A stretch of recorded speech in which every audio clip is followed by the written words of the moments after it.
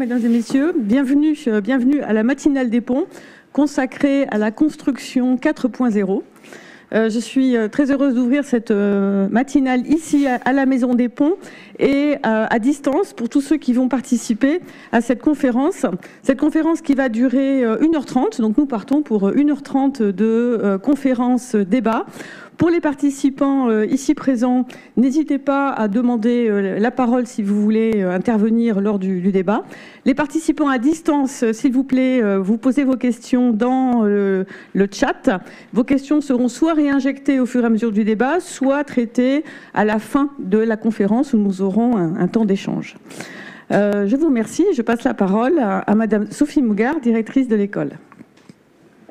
Merci Marie-Christine. Bonjour à toutes et à tous. Ravie de vous retrouver pour nos matinales, ici pour celles et ceux qui peuvent être présents à la Maison des Ponts et puis bien sûr à tous nos participants à distance. Vous le savez, nos matinales, c'est un moment un peu privilégié pour nous qui nous permet d'échanger sur les savoirs, les connaissances, la recherche qui se développe, mais aussi vos besoins de formation à l'appui des évolutions qui impactent les secteurs dans lesquels vous travaillez. Et aujourd'hui, on va évidemment beaucoup discuter de nouvelles technologies pour relever les nombreux défis qui s'adressent à nous. C'est dans le secteur de la construction, qui est évidemment historiquement le secteur du positionnement de l'école, un enjeu que de chercher sans cesse à se renouveler, à se réinventer, à identifier de nouveaux matériaux, de nouveaux procédés sur les chantiers, de nouvelles formes de travail ou des nouveaux outils de conception. Et tout cela s'est confronté bien sûr aux défis techniques, mais aussi aux défis écologiques. Il y a un temps, la baisse des prix des matériaux, le fait de prendre des coefficients de sécurité importants faisait parfois utiliser plus de matériaux que nécessaire pour se rassurer sur la performance des ouvrages. Et on voit bien qu'aujourd'hui, et heureusement, il y a une prise de conscience sur le fait qu'il y a des limites. Il y a des limites aux ressources disponibles, il y a des limites planétaires. Et on voit bien qu'il y a aussi à cœur de prendre en compte les conséquences environnementales de ce secteur de la construction. Et je crois que c'est vraiment le rôle de l'école, qui est au cœur des questions du développement durable et de la transition écologique, d'être à la pointe des réflexions, des travaux, des recherches qui visent à faire évoluer, à révolutionner la façon de construire. Bien sûr, on va parler de sobriété, on va parler aussi de décarbonation, d'analyse du cycle de vie, d'optimisation même des structures. C'est l'ère du numérique et c'est pour ça que je pense qu'il y a une énorme opportunité puisque le digital trouve aussi sa place dans le monde du BTP. Et nous avons été à l'école, je dois le saluer, l'école a été pionnière avec le lancement dès 2014 de la toute première formation diplômante sur le BIM en France avec notre master spécialisé qui est proposé conjointement avec le STP. En complément de l'utilisation de cette maquette numérique, nos chercheurs ont proposé dès 2015 des réflexions sur la robotisation et comment la robotisation peut permettre d'optimiser les procédés de ce que j'appellerais l'industrie de la construction. Identifier des méthodes capables de réaliser les ouvrages, souvent complexes, telles qu'elles sont définies par les maquettes. Et c'est un des enjeux aussi du master spécialisé. Donc vous avez la plaquette ici et puis j'invite nos auditeurs en ligne à la consulter sur notre site. Notre master spécialisé Digital Building Design qui traite de ce qu'on appelle l'architecture paramétrique, robotique, manufacture additive pour la construction et on a le plaisir d'avoir son directeur Romain Duballay ici. Dans le même contexte, en 2017, l'école a développé une plateforme que nous avons appelée Build-In, une plateforme de co-innovation en français, centrée sur la recherche expérimentale en construction robotisée. Et nous avons aujourd'hui une équipe de 9 personnes sous la coordination de Romain Ménil, qui, avec l'appui scientifique de notre laboratoire Navier, particulièrement de Jean-François Caron et Olivier Bavrel, est à disposition des entreprises pour co-innover. vous apporter une problématique et ensemble, avec les chercheurs, les ingénieurs de l'école, avec les doctorants, on tente de répondre au mieux à vos préoccupations, à vos projets. Et c'est un enjeu de recherche partenariale particulièrement majeur pour l'école. Et au-delà de ces recherches abritées et qui utilisent notre plateforme, cette plateforme, elle peut aussi être utilisée pour la formation, avec un accès pour que nos étudiants puissent réaliser leur projet. Je pense qu'on parlera à l'occasion de cette table ronde de la façon dont on peut co-innover sur ce secteur. Et sachez que d'ores et déjà, nous avons le plaisir d'avoir 8 entreprises partenaires sur cette plateforme. On a tendance à avoir dans le grand public une image assez surannée de la construction. La construction innove, vous innovez, nous innovons. Nous avons déjà 2 brevets à l'international, 3 en cours de dépôt. Et puis, si je cite les publications, une trentaine de publications de rang A et plusieurs thèses qui illustrent le haut niveau scientifique et la qualité du travail qui est réalisé et que nous réalisons ensemble avec les entreprises partenaires. Ce sont des résultats qui sont très intéressants, déjà de grandes avancées, mais en même temps on voit bien, et on va, je pense, le mesurer à travers les débats à table ronde, de grands défis à relever qui s'inscrivent dans la durée pour permettre de vraiment innover et révolutionner ce qui, somme toute, est l'acte de construire. Voilà, nous avons le plaisir de recevoir des représentants renommés de l'ensemble de cette industrie de la construction. J'ai le plaisir d'accueillir Madame Frédérique Monjanel, qui est directrice générale des ateliers Jean Nouvel. Donc on voit que l'enjeu est déjà, dès la conception, de comprendre comment on peut innover. Et puis Monsieur Nicolas Medge, directeur général de la société ISC, Ingénierie et structure de chantier, de Vinci Construction France. Et j'ai déjà présenté nos 2 experts côté École Romain du Bellay, qui est directeur du Master Digital Building Design, mais qui est également cofondateur de la société Xtree et qui pourra nous parler aussi des challenges qu'adresse cette société. Et puis Romain Ménil, donc chercheur à l'école et qui est responsable du Co-Innovation Lab des Ponts et de notre plateforme de robotisation Buildin. Voilà, encore une fois, très heureuse de vous retrouver pour nos matinales et de vous proposer d'échanger toute cette matinée. Et je vais passer la parole à Stéphane Lemonsu pour animer nos réflexions. Merci, Madame la directrice. On va se lancer tout de suite dans la première partie, les présentations de nos intervenants, et puis on se plongera dans un débat, un échange en 3 temps sur cette fameuse construction 4.0 que j'ai moi-même découvert en préparant cette matinale, comme quoi c'est un sujet ultra récent. Romain Ménil, vous êtes docteur, ingénieur structure, maître de conférence, responsable de la plateforme Buildin, comme le disait Sophie Mougard.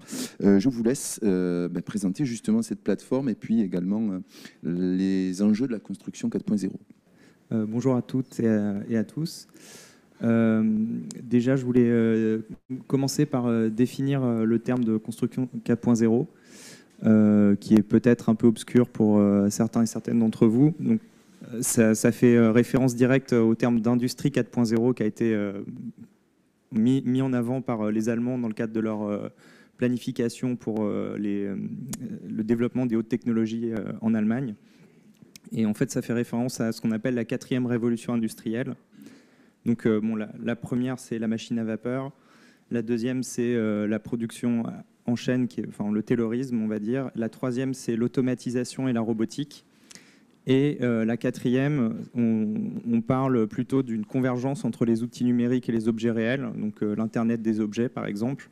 Et notamment dans les usines, ça se traduit par une utilisation de données qui vont être issues de capteurs et qui vont permettre d'adapter l'outil productif à des données qui sont mesurées en direct. L'autre chose qui est importante, c'est qu'on a aussi une adaptabilité via de la modularité de la robotique.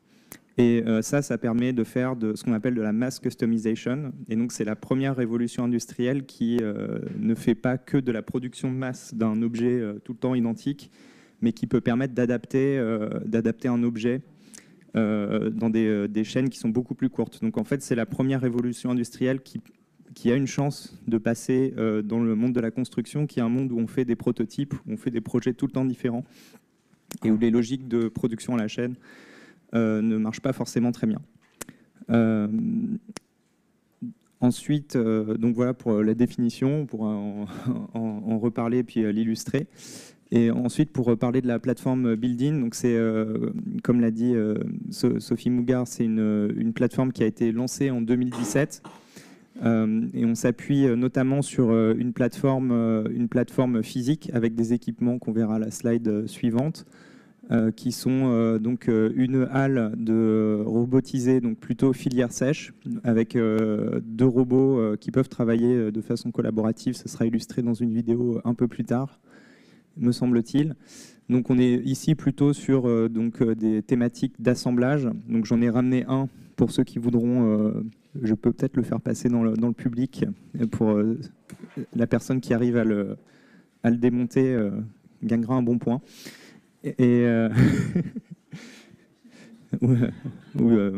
Voilà.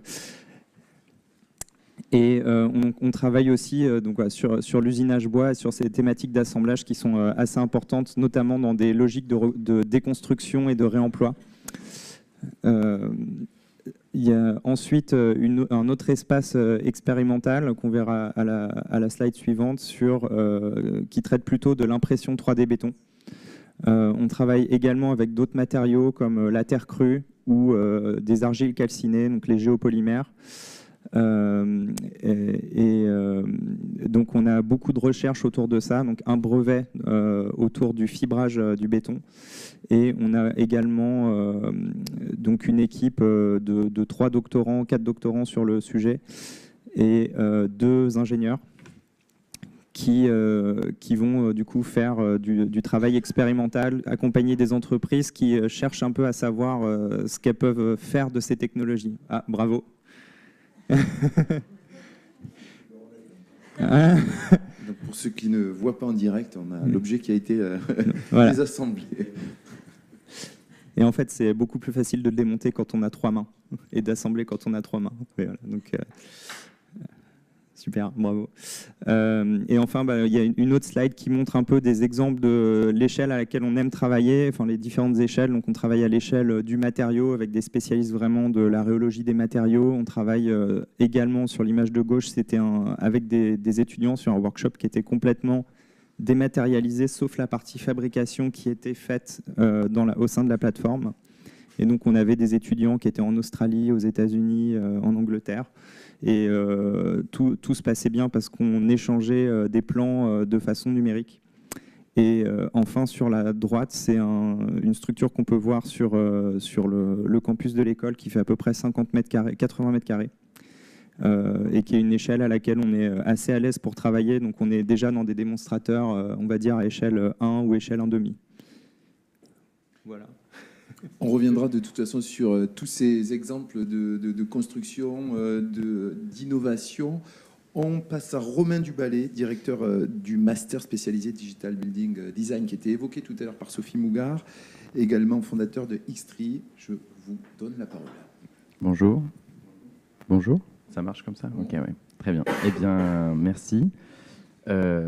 Merci de m'inviter. Oui, donc je suis là pour représenter donc le Master Digital Building Design, qui est un peu le pendant formation de ce qu'est la plateforme Buildin pour la recherche. Et puis, oui, donc je suis un des fondateurs de la société Xtree, qui est un exemple de société qui utilise la robotique dans ces contextes. Donc, peut-être on peut arriver au slide suivant. C'est quelques exemples donc voilà, du master. Donc c'est un master qui forme les étudiants à la maîtrise des outils d'architecture dite computationnelle ou paramétrique, et à la maîtrise des outils de fabrication pour pour mettre en œuvre ces formes complexes, qui sont souvent complexes, de manière faisable, au service d'une simplicité de chantier. C'est un peu ça le principe. Le master est international, il est enseigné en anglais. Voilà. On a quelques exemples ensuite. Voilà, donc ça c'est un exemple assez parlant parce que c'est un pavillon donc, qui a été réalisé justement sur la plateforme Buildin avec Holcim et qui constitue en fait la thèse professionnelle d'un étudiant d'il y a 2 ans. Voilà, bon, on en parlera peut-être plus en détail. C'est un exemple voilà, de géométrie architecturale assez compliquée au service d'une simplicité de fabrication pour une structure à la fin qui est très performante dans ce fonctionnement mécanique. Ensuite, on a un exemple un peu à l'opposé qui est très virtuel, là, qui est vraiment architectural. C'est un travail de façade qui a été fait par un élève donc en thèse professionnelle chez Villemotte, qui est plutôt dans une perspective de promotion de biodiversité sur la façade. Et donc, c'est de l'optimisation multicritère. Je ne rentre pas dans les détails non plus. C'est pour vous montrer un petit peu le spectre des thèses. Et ensuite, donc voilà, sans forcément montrer, mais je vous invite à aller lire la plaquette sur le site du master. Voilà, l'idée, c'est qu'on apprend aux architectes et aux ingénieurs principalement la programmation et les outils géométriques, structure, optimisation, les analyses de cycle de vie pour arriver à avoir, on va dire, un bagage de connaissances au moins suffisant pour parler à l'ensemble du secteur. C'est un peu ça le principe.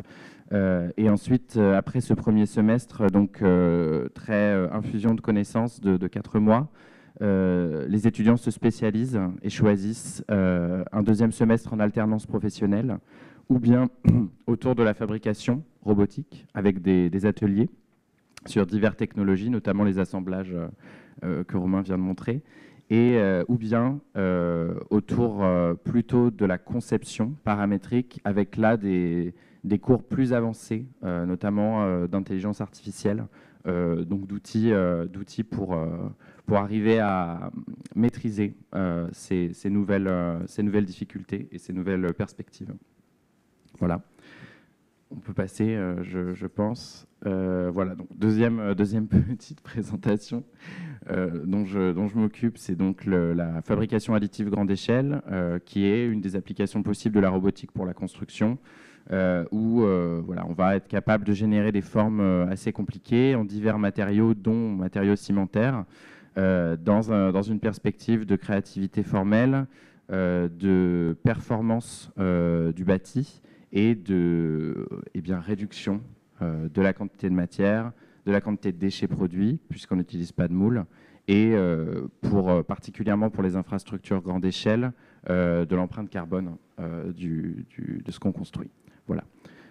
Donc j'ai quelques photos après, j'ai pris un projet parmi d'autres parce que c'est ce qu'on a inauguré de manière récente. Non, pardon, c'est pas ça. C'est le fait qu'on installe cette capacité d'impression chez divers acteurs dans le monde, dont l'École des Ponts, qui est, à vrai dire, le premier acteur qui s'est doté de cette technologie et, comme Romain l'a expliqué, qui participe beaucoup à la recherche. C'est le cas aussi avec des partenaires universitaires qu'on a aux États-Unis.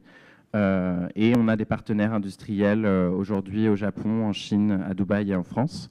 Et l'ensemble de cet écosystème en fait, fait avancer la recherche autour de ces technologies et la création de produits associés. Et voilà là une image qui est un projet de maison individuelle qui est assez emblématique pour moi de la construction 4.0, dans le sens où on a vraiment une maquette numérique qui après, autour de laquelle l'ensemble des acteurs du projet travaillent, depuis la conception jusqu'aux méthodes chantier, dans lesquelles on a des murs, un lot de murs courbes qui sont des murs imprimés et une toiture en bois, des modules, la construction modulaire en bois métal pour les pièces d'eau. Et l'ensemble de ce projet est en construction dite hors site, où tout est modélisé, tout est fabriqué en usine, dans le but que l'assemblage sur le chantier se fasse de manière la plus sèche possible, la plus rapide, et avec un gain, enfin plutôt une réduction de la pénibilité et des aléas qui peuvent arriver sur le chantier. Voilà. Donc c'était un exemple parmi d'autres, et je pense que je vais m'arrêter là, si ce n'est qu'il y a 2 photos supplémentaires, mais c'est juste pour illustrer. Voilà, on pourra effectivement les regarder en suivant, mais c'est vrai que ça nous lance déjà le débat à venir, enfin en tout cas les échanges à venir concernant les enjeux de la construction 4.0. Frédérique Monjanel, vous êtes la directrice générale des ateliers Jean Nouvel. Je vous laisse présenter à la fois votre structure et les enjeux autour de ces innovations. Bonjour, merci de cette invitation. Je suis moi-même architecte. J'ai fait 15 ans chef de projet pour Jean Nouvel, et puis ensuite je suis allée 10 ans faire de l'immobilier et 5 ans chez Vinci Construction, que je connais bien, donc ça me fait plaisir aussi de parler de construction. Et donc je suis revenue depuis 6 ans maintenant comme directrice générale, et donc je m'occupe plutôt de la stabilisation financière des ateliers qui ont toujours beaucoup, comme il faut le savoir, enfin vous le savez, de difficultés, parce que c'est une maison où on fait des choses complexes partout dans le monde. Donc c'est une agence qui fluctue entre 110 et 150 personnes, 80 salariés avec des contrats à long terme, donc des personnes que vous connaissez certains, dont Didier Brault par exemple, qui est un senior qui a 30 ans d'expérience, donc il y a une vingtaine de chefs de projet qui ont entre 15 et 30 ans d'expérience, donc beaucoup de fidélité. On fait 30 à 32 millions de chiffres d'affaires répartis dans le monde entier, et plutôt à 80% à l'international, donc très peu malheureusement sur le sol français, parce que bon, c'est aussi l'histoire des ateliers Jean Nouvel. Donc on est actuellement entre 55 et 60% sur le Middle East, avec une priorité récente en Arabie Saoudite. Bon, je ne vous ai pas montré les projets parce que sinon on va passer des heures à présenter les ateliers Jean Nouvel, c'est pas le propos. Donc voilà, le Middle East nous porte beaucoup, à la fois sur le plan de la taille des projets, de l'intérêt de Jean Nouvel pour le monde arabe, et puis aussi ça nous porte, vraiment, ça nous nourrit financièrement également. On fait 20%, entre 15 et 20% de notre chiffre d'affaires en Chine. Je peux peut-être juste montrer si la slide... Oui, bien sûr. Je vous ai montré le projet chinois, parce qu'il résonne avec le propos. Sur la Chine, on est... Voilà. Là, on vient juste de signer ce projet. Là, j'ai signé hier un opéra. Donc, ça va être le plus grand opéra du monde, nous a-t-on dit. Donc, quatre grandes salles sous un toit de verre. Et puis, on en reparlera parce qu'on a des idées de robotisation sur ce projet-là. On a environ 15 à 20% du reste sur l'Europe et la France, puis un petit peu d'Amérique du Sud. On est très peu présent en Amérique du Nord, c'est aussi l'histoire. Voilà. En Chine, on a 2 filiales, une à Shanghai avec une vingtaine de personnes, et une dans le sud de la Chine, à Guangzhou. Voilà, pour introduire le propos, nous, je trouve qu'on est un petit peu loin de la robotisation et de cette innovation-là. Pourquoi ? Parce qu'on... Bon, déjà, on a une PME qui est assez âgée, qui a un caractère qui a 76 ans, même si on a énormément de jeunes que certains vous connaissez, et on est Revit, etc. On rêve, donc j'ai interrogé les grands chefs de projet, on rêve de ce que vous appelez la mass customisation, parce que effectivement, sur un tas de sujets comme la sérigraphie ou le BFUP, là, je vais montrer peut-être Marseille juste derrière ce projet-là. Ça n'a pas été réalisé en robot, avec robot ou avec la construction 4.0, mais typiquement, ça, c'est du BFUP, réalisé par Vinci Construction France, et c'était fait en atelier sur site, mais ça, c'est le rêve de tous les architectes de Jean Nouvel, c'est de pouvoir avoir un panneau chaque fois différent, pour exprimer toute la sensibilité qu'on veut exprimer, qui est souvent liée à des images, à des variations de couleurs, à des variations de formes. Et ça, c'est quelque chose qui fait rêver les architectes, et qui, m'ont-ils dit, passe le message, parce que nous, on est partant pour ça, y compris sur la sérigraphie sur verre. On en reparlera tout à l'heure. Je vous montrerai plus en détail le projet de Grande Verrière sur la Shenzhen, où là, il y a énormément de futurs, d'images et d'impressions qui vont être chaque verre différent. Donc voilà, après moi j'ai d'autres choses à dire, mais peut-être que je m'arrête là pour l'instant. Si vous le souhaitez, tout à fait. En tout cas, vous avez su créer et susciter le désir chez nos chercheurs. J'ai vu les yeux commencer à pétiller par rapport au projet à venir. Nicolas Medj, de votre côté, vous êtes le directeur général d'ISC pour Vinci Construction France également.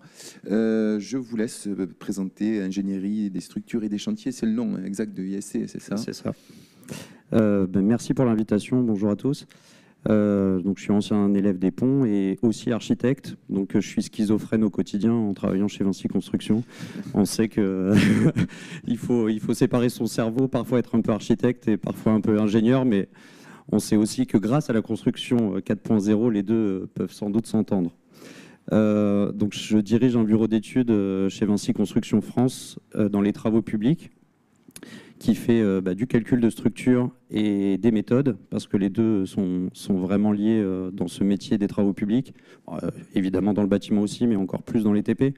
J'ai quelques images de projets pour vous montrer un peu l'ampleur des sujets qu'on traite. Ça peut être à la fois un pont au Cameroun avec des portées de 135 mètres, où il faut évidemment s'adapter à un contexte local avec une main-d'œuvre pas toujours qualifiée, des matériaux qu'on ne trouve pas toujours de la même manière qu'en France. On a fait les études de la gare d'Éole sous le CNIT, vous avez peut-être vu des images sur LinkedIn, etc., où on construit juste une cathédrale sous un bâtiment de 10 étages. Tout ça dans un parking qui faisait au départ 2 mètres de hauteur. Donc ça a évidemment quelques enjeux. Faut se gratter un peu la tête. Si on peut passer, quelques autres. Moi, je fais vraiment pas du tout du logement, etc. C'est des choses à chaque fois un peu prototype. On dit à chaque fois que chaque chantier est différent, mais oui, c'est vrai quand même que ça se ressemble pas beaucoup d'un chantier à l'autre. Encore quelques-uns, des choses en Île-de-France qui sont assez emblématiques. La canopédéale, quand il faut mettre cette structure métallique au-dessus d'un centre commercial en activité, pareil, il faut se gratter un peu la tête. Et en ce moment aussi, à côté de notre belle école des ponts, la gare de Noisy-Champs, avec le RER A qui passe au milieu. Et voilà, faut creuser tout autour, tenir les terres et voilà. Alors, on a une R&D qui est assez active et qui est autour de différents sujets. C'est pour ça aussi que je suis là, parce qu'on s'entend bien avec l'école des ponts. On arrive à se retrouver sur la plateforme et sur la formation. Comme on fait des études, on essaie d'aller toujours plus vite dans nos études.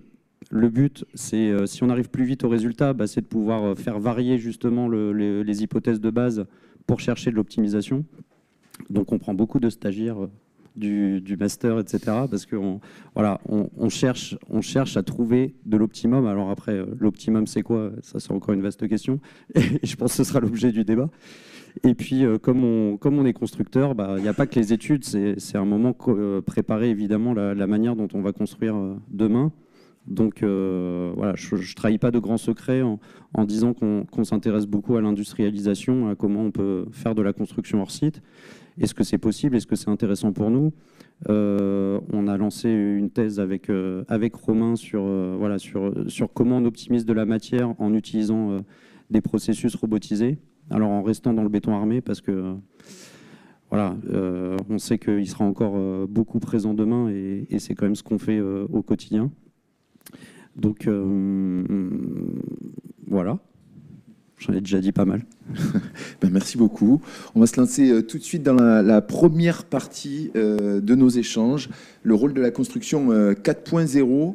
Et pour bien comprendre, parce que c'est un terme que tout le monde interprète de façon très différente, peut-être il faut revenir à la genèse de ce que c'est, d'où ça vient la construction 4.0. Romain, je pense que vous pouvez nous éclairer, nous affranchir à ce sujet. Oui, bien sûr. Je voulais peut-être revenir un peu en arrière et pour expliquer comment les problèmes étaient résolus avant on va dire l'époque de l'énergie gratuite et l'énergie fossile dominante. Donc avant l'année dernière. Voilà, avant l'année dernière. Et à cette époque-là, quand on regarde le viaduc de Garabi, par exemple, qui a été réalisé par l'entreprise de Gustave Eiffel, Gustave Eiffel remporte l'appel d'offres parce qu'il est le moins cher, et il est le moins cher pas parce qu'il a le meilleur bureau des méthodes, mais parce qu'il fait la structure la plus légère. Donc en fait, il utilise la structure qui transforme le moins de matière et utilise le moins d'énergie opérationnelle pour sa structure. Et en fait, le classement des 3 entreprises qui ont répondu à cet appel à projet, le classement économique était directement corrélé au tonnage de la structure. Aujourd'hui, c'est plus du tout vrai. Donc, comme disait Nicolas, les méthodes vont jouer beaucoup. Et donc ça, on l'interprète par 2 facteurs. Le premier, c'est que le coût des matériaux a diminué de façon constante, enfin, de façon très importante au cours du XXe siècle, justement à cause de l'énergie gratuite et des 3 premières révolutions industrielles. Et en parallèle, le coût du travail, lui, a augmenté de façon conséquente, surtout dans les pays développés où on a quand même éradiqué l'extrême pauvreté et où il y a des réglementations qui visent à protéger les travailleurs en fait, sur les chantiers. Et ça baisse la productivité parce qu'ils doivent passer du temps pour se mettre en sécurité. Et en fait, ce qu'on ne voit pas dans ce graphique qui est à l'écran, c'est que le coût du matériau, il y a un coût caché qui est le coût environnemental. Donc les matériaux de construction, pour la structure, c'est à peu près 10% des émissions de gaz à effet de serre. Et le secteur du bâtiment, c'est à peu près 50% de l'utilisation des ressources de matières premières dans le monde. Donc nous, notre constat, c'est que le coût du matériau, on ne paye pas le vrai coût aujourd'hui. Et du coup, par contre, ce qu'on n'a jamais vu, c'est faire des structures avec pas beaucoup de matière et pas beaucoup de main-d'œuvre. Donc, on sait faire des structures avec beaucoup de matière et pas beaucoup de main-d'œuvre. On sait faire des structures avec pas beaucoup de matière et beaucoup de main-d'œuvre. Et du coup, la question, c'est comment le delta de quantité de travail qu'on doit mettre pour diminuer la quantité de matière qu'on va mettre en œuvre, comment ce delta de travail, on va le distribuer. Donc, soit on forme des compagnons, un compagnon, c'est à peu près 10 ans de formation, ou soit on va, et puis on va forcément augmenter le prix du bâti, ou alors on va regarder du côté de l'industrialisation, et donc il y a des tendances lourdes qui sont constatées depuis à peu près 40 ans, à savoir que les robots suivent une loi type loi de Moore. Donc ça, vous connaissez sûrement la loi de Moore sur les circuits imprimés, hein, qui dit que en gros le coût, la quantité de calcul, la puissance de calcul d'un ordinateur va doubler tous les 18 mois. Donc pour la robotique, le coût est divisé par 2 tous les 10 ans. Donc au moment où nous on a investi dans nos robots, c'était en 2016-2017, c'était on va dire à peu près 40 000 € pour un robot, ça aurait été plus de 100 000 € au milieu des années 90.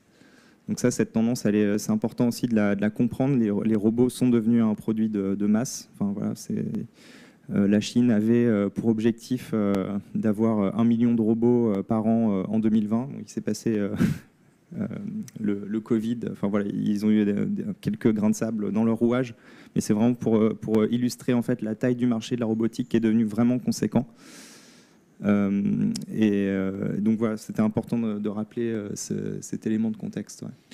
Nicolas, Medj, de votre côté également, est-ce que vous pouvez nous donner votre vision de la construction 4.0, ce que ça peut apporter, quelles évolutions ça apporte justement par rapport à ce qu'évoquait Romain Ménil? On a parlé d'efficacité, voilà, on parle de coûts, on parle de concilier différents enjeux actuels. Effectivement, en préparant cette matinée, je me suis dit, c'est quoi la construction 4.0 ? En fait, qu'est-ce qu'on veut demain ? On veut des structures qui sont moins chères, enfin, on veut des bâtiments moins chers. Faut pas se leurrer, c'est toujours été le but. Et aujourd'hui, un chantier, c'est de la main-d'œuvre et de la matière. C'est des hommes qui mettent de la matière voilà, quelque part, au bon endroit, on espère. Et donc, en regardant aussi ce qui se faisait avant, alors, Romain l'a très bien expliqué. Quand la matière coûtait cher, on avait, si on peut revenir au slide d'avant, des choses qu'on voit plus trop aujourd'hui, parce qu'on sait que le moule coûte trop cher.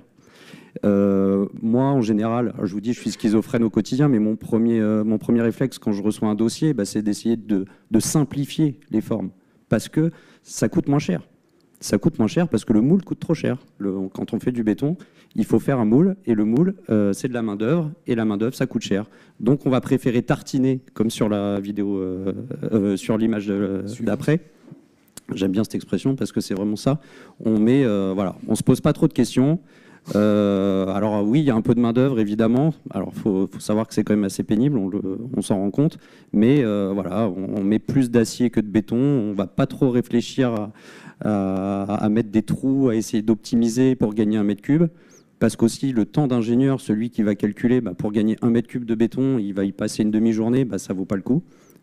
Sauf qu'aujourd'hui, effectivement, on est en train de revenir. Je ne sais pas si à cause du CO2, les courbes vont se réinverser, mais aujourd'hui, la matière coûte beaucoup plus cher en CO2 que la main-d'œuvre. Donc, est-ce que la construction 4.0, c'est de revenir en arrière, en fait? Je suis en train de donner un scoop. En fait, le futur, c'est le passé. Mais c'est un peu ça. Voilà, parce que nos outils n'ont absolument pas changé. On a toujours des grues, une bétonnière, etc. Et donc, bon, alors peut-être qu'on ne va pas complètement revenir en arrière, mais en tout cas, ce qui est sûr, c'est qu'on veut à nouveau économiser la matière, en tout cas la mettre au bon endroit. Et pour ça, il faut qu'on arrive à le faire effectivement avec un minimum de coûts à la fois financiers, mais effectivement en CO2. Donc c'était l'objet un peu de la R&D qu'on a et des thèses qu'on a lancées avec le laboratoire Navier. Voilà, comment on peut imaginer de nouvelles manières de construire pour faire des moules qui ne sont pas chers, en fait, tout simplement. Donc pour vous, c'est optimiser le process de construction, optimiser effectivement la matière et surtout la mettre au bon endroit. Exactement, parce que aussi on veut de la qualité évidemment architecturale, on veut de la diversité. Il y a quelque chose qui était très bien, qu'on avait, dans les années 60, vous vous souvenez voilà, des grandes barres qu'on faisait. Pour le coup, c'est de la construction industrielle, rapide, pas chère. Voilà. Est-ce qu'on veut vraiment ça? Évidemment, on ne veut pas ça non plus. On veut quand même de la diversité, d'où le fait qu'on veut, et c'est ça qui est hyper comment dire, paradoxal, c'est qu'on veut industrialiser, mais pas standardiser. Donc on est bien dans la mass customization, c'est ça? Pardon pour l'anglicisme, mais on veut faire de l'industrie sur mesure. On veut faire de l'industrie qui est un prototype à chaque fois, parce que oui, peut-être qu'un mur, c'est toujours un mur. Bah oui et non, parce qu'un mur, il a des trous, il va se connecter à une structure, il a une descente de charge qui est chaque fois différente, il a une poutre qui arrive en plein milieu. Ah ouais, du coup, en fait, c'est compliqué. Bah oui, c'est compliqué d'industrialiser, c'est pour ça qu'on n'y est pas encore et qu'on est la seule industrie qui est un peu à la traîne sur ce sujet-là, parce que c'est pas si simple. Mais bon, on ne va pas désespérer. Romain Duballet, qu'est-ce qu'on explique à ces étudiants, comment on leur présente la construction 4.0 aujourd'hui? C'est eux qui spontanément se disent, tiens, je vais aller vers ces nouveaux concepts de fabrication, où vous leur suscitez, où vous suscitez des vocations via notamment le master que vous présentiez tout à l'heure. Comment on présente cette nouvelle voie de la construction? Souvent, les étudiants viennent avec des envies. Qui sont issus de la vision médiatique de ces choses-là. La plupart du temps, ils arrivent avec le mot optimisation, tout le temps, partout, à toutes les sauces. Donc moi, en général, c'est ma première intervention, c'est de mettre au clair qu'est-ce qu'on entend par là, qu'en fait, à 95% du temps, quand on emploie optimisation, il ne fallait pas dire ce mot, c'était pas le bon terme. Et puis, c'est un peu ce que disait Nicolas, c'est qu'est-ce que c'est optimal, hein. C'est un peu la question qu'on se pose aujourd'hui. On a de plus en plus de moyens de répondre à des questions d'optimisation. Et la question est celle des objectifs et des contraintes, et de les mettre à la bonne place, je pense. Et notamment, dans notre activité chez Xtree, moi, c'est quelque chose qui m'a assez frappé, c'est que finalement, le coût, on le considère presque plus comme un objectif, mais plutôt comme une contrainte. C'est-à-dire que c'est évident qu'il faut être moins cher, mais en fait, ce n'est pas l'objectif.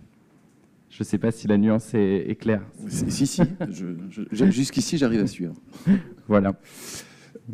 Au niveau des défis architecturaux qui se présentent, par exemple, pour votre cabinet, Frédéric Monjanel, quels vont être les impacts possibles de ces innovations qui sont envisagées via des robots, via la digitalisation? Oui, on peut peut-être mettre les images du coup de la Chine. Nous, on doit, vous en avez parlé, Madame la Directrice, on doit affronter, comme tous les acteurs, l'optimisation des énergies et le changement climatique. Et bon, nous, on fait des grands projets et aujourd'hui, presque partout, même si la forme est très présente, hein, là, l'idée de cette grande toiture qui prolonge la mer et qui vient comme une vague au-dessus des théâtres, c'est de fabriquer un grand tampon thermique et un espace sous toutes les fonctions que vous voyez là, donc les 4 théâtres et les fonctions complémentaires, c'est de se protéger au maximum, hein, du rayonnement solaire et d'avoir un tampon thermique qui va faire que tous les bâtiments vont avoir une consommation d'énergie limitée et qu'on aura un confort thermique. Voilà. Donc ça, c'est le cas de ce projet, mais on va en parler après de la Marseillaise. Vous pouvez passer la prochaine slide. Et donc là, l'idée, c'est d'avoir...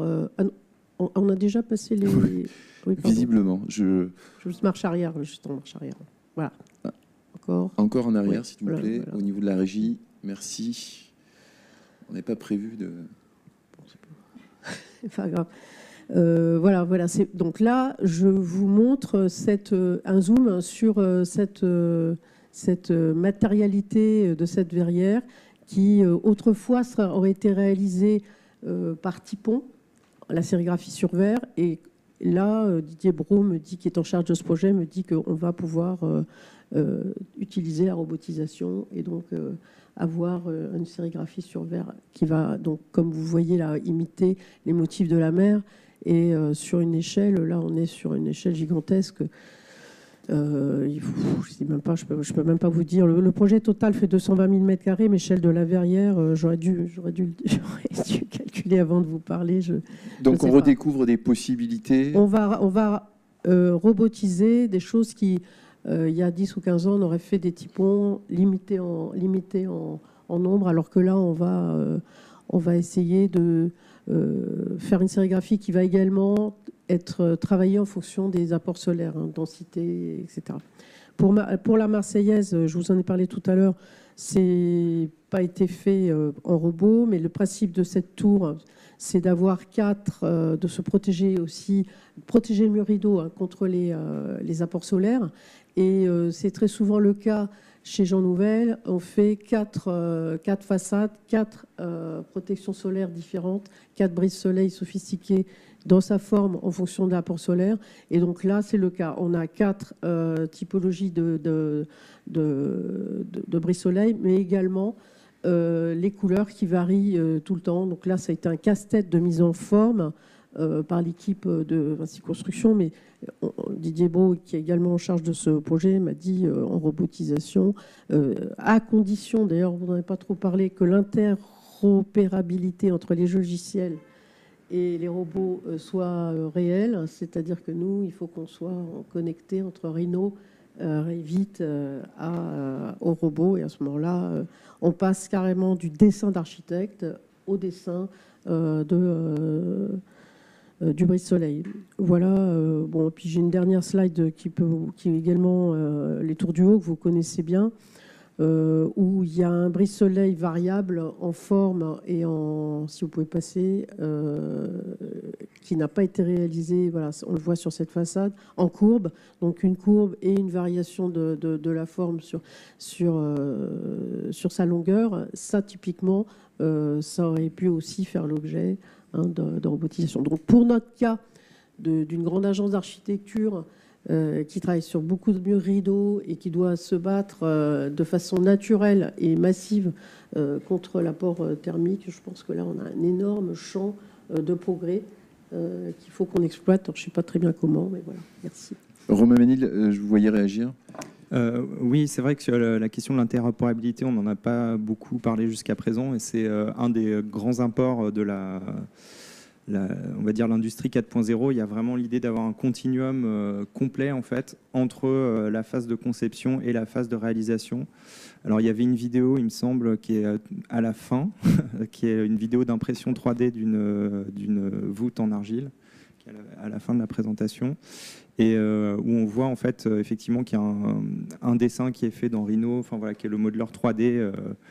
On va dire un modeleur 3D très populaire pour faire de l'architecture paramétrique.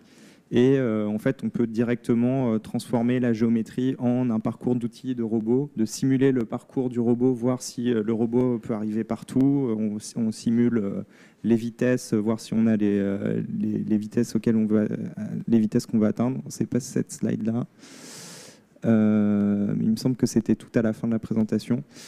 Et en tout cas, ça, c'est vraiment une évolution majeure. C'est quelque chose qui n'existe. Enfin, ces types de logiciels qui permettent vraiment de faire le pont entre le modeleur 3D et le langage machine, voilà, ça va être celui-là. Ça n'existait pas il y a 10 ans ou 15 ans. Donc on retrouve un petit peu ce que disait Nicolas Metsch tout à l'heure. L'idée, quand il reçoit, lui, un projet, c'est de le simplifier. Et avec la construction 4.0, c'est que la faisabilité initiale, sur plan, sur maquette, sur projet, correspondent à la mise en œuvre sur le terrain. Et ça, c'est une des avancées majeures de la construction 4.0 grâce à la digitalisation, c'est ça, et au calcul. Romain, du balai? Oui, je me permets. Vous allez tous réagir, allez-y. Hein, je me permets, ouais. Effectivement, je pense qu'il y a un travail d'interopérabilité de manière générale qui est fait en ce moment, hein, et qu'on doit aussi transmettre. Une thématique à l'école qu'on appelle en anglais le Construction Aware Design, c'est-à-dire la conception qui prend en compte dès le départ les possibilités de sa constructibilité. Et notamment, il y a eu une évolution dans la conception architecturale des formes complexes qui a été ce qu'elle a été au XXe siècle et qui s'appuie encore aujourd'hui sur des surfaces mathématiques qui sont issues des polynômes de Bézier et qui au départ sont faits pour l'industrie automobile en fait, pour leurs propriétés de constructibilité et par rapport à des résultats de dynamique des fluides. Et c'est quelque chose en fait qui ne concerne pas du tout directement la constructibilité, et ça fait partie des thématiques qui sont regardées dans le master et sur la plateforme, et notamment regardées par un fameux doctorat de quelqu'un qui s'appelle Romain Ménil, et qui vise justement à donner des outils aux architectes pour faire des formes très complexes, mais qui, une fois qu'elles passent chez les ingénieurs, ne nécessitent pas une gigantesque simplification, une gigantesque rationalisation pour arriver à se dire comment on va faire pour faire cette surface horrible. En fait, intrinsèquement, la surface, elle est constructible en panneau plan, avec des choses perpendiculaires entre elles, etc. Et ça, c'est un travail mathématique qui est très compliqué, mais qui est au service en fait d'une simplicité derrière de l'industrie, à la fois dans son calcul et dans sa fabrication. Donc de la digitalisation avec de l'automatisation, de l'impression 3D, une meilleure utilisation de la matière, un geste juste, c'est ça, éviter, c'est ça les enjeux de la construction 4.0, c'est aussi éviter les gestes sans valeur ajoutée sur un chantier. Alors c'est exactement ça. Moi je voulais dire que la construction 4.0 c'est avant tout la conception 4.0. Donc c'est parce que chez nous on dit qu'un chantier bien préparé c'est un chantier réussi. Et qui a déjà bricolé dans sa salle de bain sait qu'il faut faire 3 allers-retours chez Casto parce qu'on n'a jamais la bonne pièce et que paf, ça tape dans le robinet qu'on n'avait pas prévu, etc. Et ça, c'est ce qu'on trouve aussi sur les chantiers. Il faut savoir que nos compagnons, ils marchent environ 6 à 7 km par jour. Donc, vous savez, il y a énormément de non-valeur ajoutée. Alors, on essaie de s'améliorer, hein. On essaie de tirer des enseignements du lean, etc. Mais c'est vrai qu'on on a quand même beaucoup d'aléas. Alors, c'est quand même les outils numériques. Justement, le BIM est censé nous aider à résoudre ça. Bon, dans la réalité, c'est pas encore tout à fait ça. Mais en tout cas, la direction est bonne. Et effectivement, c'est vraiment quand on arrivera à faire tout le chantier vraiment sur le papier sans aléa, bah, on aura aussi des chantiers, sans parler des outils, etc., mais qui se passeront beaucoup mieux. Parce qu'aujourd'hui, ce qui est pour... Tout le monde se plaint des délais de la construction, etc., mais c'est des aléas en permanence, en fait, un chantier. Et c'est ça qui est... si déjà on peut améliorer ça, on aura fait un grand pas. Ça nous permet de plonger dans la partie 2, on enchaîne, on avance également. C'est une innovation, la construction 4.0, au service des chantiers donc, et des équipes, parce que quand on entend robotisation, impression 3D, automatisation, simplification, on pense tout de suite à faire disparaître peut-être la main-d'œuvre, ou à supprimer, ou à remplacer. Ce n'est pas forcément le but. Bon, en tout cas, on n'y est pas encore. Il faut quand même se dire les choses. Il faut quand même aussi comprendre que la construction, c'est des centaines de milliers d'artisans. C'est un plombier qui va travailler tout seul ou avec quelqu'un. Voilà, donc, ok, je m'appelle Vinci aujourd'hui, mais même déjà chez Vinci, c'est compliqué d'imaginer qu'on va mettre des robots partout sur les chantiers. Donc on n'y est pas encore. Ça ne veut pas dire qu'il ne faut pas y réfléchir et que ce n'est pas une ambition. Mais c'est vrai que alors on se réfugie un peu toujours derrière le fait qu'on fait à chaque fois des prototypes, des objets différents, et que chez nous, bah, ce n'est pas possible d'industrialiser. Alors c'est vrai qu'on n'imagine pas vraiment une usine qui sortirait des maisons comme on sort des iPhones, parce que finalement, la maison, elle ne va jamais bouger. Donc c'est un peu le propre d'un chantier, c'est d'être fixe à un endroit. Alors on parle de la construction hors site, justement. Alors qu'est-ce qu'on construit hors site? Est-ce que c'est juste des bouts d'éléments qu'on vient amener sur le chantier et puis qu'on assemble? Mais quelle est la taille de ces éléments? Est-ce que c'est juste la fenêtre, un peu comme aujourd'hui? Est-ce que c'est le parpaing, ou est-ce que c'est quelque chose d'un peu plus gros comme un module, une charpente entière? Voilà, tout ça peut être grévé par le coût du transport, parce qu'on parlait vraiment de CO2. Il ne faut pas transporter la matière deux fois, parce que finalement, toutes les économies de matière qu'on peut réaliser, ou toute la qualité qu'on va retrouver à faire de la construction hors site, il ne faut pas qu'elle soit pénalisée en gros par le coût de transport, qui coûte pour le coup très cher. Donc c'est aussi de trouver le bon équilibre entre le chantier tel qu'on le connaît et quand même de la préfabrication et de l'industrialisation. Mais voilà, l'équilibre, il n'est pas facile à trouver. Frédéric Monjanel. Je pense qu'il faut que les architectes commencent à prescrire des éléments qui seraient robotisés. Et ça ne se fait pas du tout, parce qu'en fait, on n'a pas encore la connaissance de nombre de robots. Par exemple, si on fait une tour demain et qu'on dit que la façade est en BFUP, on pourrait prescrire que là, on exige que ça soit fait en robot, sur place, avec une matière qui est dans un tel périmètre. Et donc ça, je ne sais pas comment on peut faire évoluer ça. Hein. Parce que nous, aujourd'hui, on fait des descriptifs classiques, façade BFUP, et puis l'entreprise propose ces méthodes. Donc ça, je pense que la prise de conscience de qu'est-ce qu'on peut robotiser, et de façon hybride, parce que moi je suis d'accord, on est loin, surtout sur les grands bâtiments, de pouvoir robotiser même 50% de la construction. Mais si on se donne, si on prend ce challenge-là sur, notamment pour nous, je vous en ai déjà parlé, les façades, je pense qu'on peut faire avancer la profession. Et par contre, il faudrait qu'on sache par entreprise combien de robots elle a, est-ce qu'elle peut intégrer directement X milliers de mètres carrés, 5000 panneaux qui vont être tous différents, parce que le robot permet avec ses rotules de les customiser. Donc c'est ça qu'il faut pour moi, qu'on fasse avancer dans les prochaines années. Donc industrialiser la construction, ça passe par impliquer déjà tous les acteurs de la chaîne dès le calcul. Les cabinets d'architectes, les maîtres d'œuvre.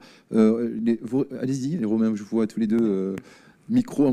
Oui, moi je suis parfaitement d'accord. Là, je vais parler plus dans mon expérience chez Xtree. Donc c'est vrai que on est un acteur qui infuse un petit peu cette technologie dans divers contextes et à diverses échelles. Hein.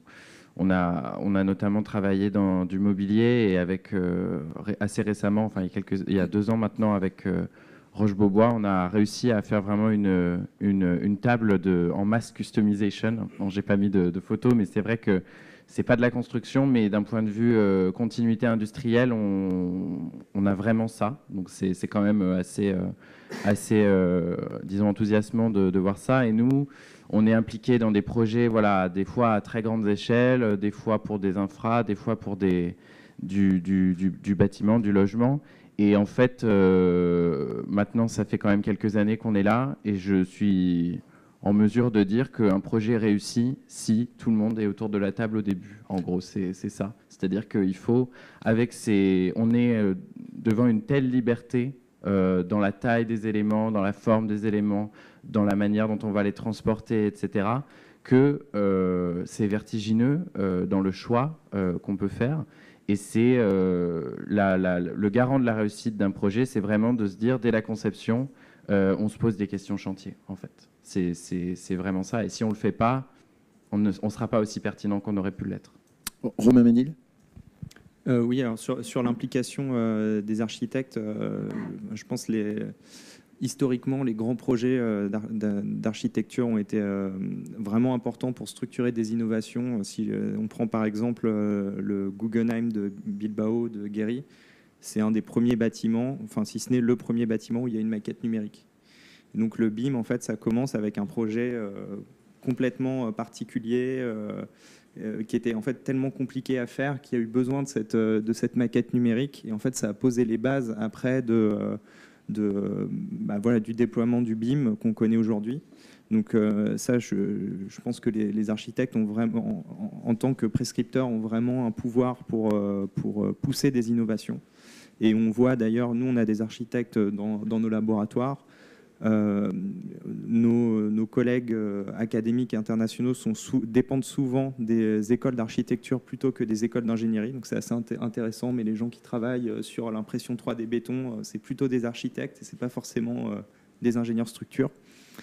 Donc oui, impliquer toute la chaîne de valeur, c'est forcément extrêmement important. Un autre axe que vous évoquiez, on s'est rencontrés, on a visité la plateforme Buildin tous les deux pour industrialiser la construction. Il y a aussi cette nécessité d'améliorer la métrologie. C'est un axe d'évolution majeur, c'est-à-dire être capable de mesurer à l'instant T, quelque part, l'efficacité de la construction que l'on est en train d'élaborer, c'est ça ? Oui, ça regroupe un enjeu qui est, je pense, que Nicolas, que tout le monde connaît bien en fait, qui est la normalisation. Il faut peut-être expliquer que quand on voit les bras des robots qui s'animent, on a des capteurs. C'est ça ? Voilà. En fait, quand on fait quelque chose de nouveau dans l'industrie du bâtiment, comme on touche à de la structure, on touche quand même du pénal s'il y a quelque chose qui ne se passe pas bien. Donc on engage une responsabilité. Il y a des normes, des certifications, réglementations, conformités. Il faut être très précautionneux. Voilà, parce que c'est pas juste si un iPhone est défectueux, un iPhone est défectueux. Si une structure est défectueuse, c'est autrement plus grave. Donc c'est pour ça qu'il y a tout un arsenal normatif qui permet d'éviter de faire n'importe quoi.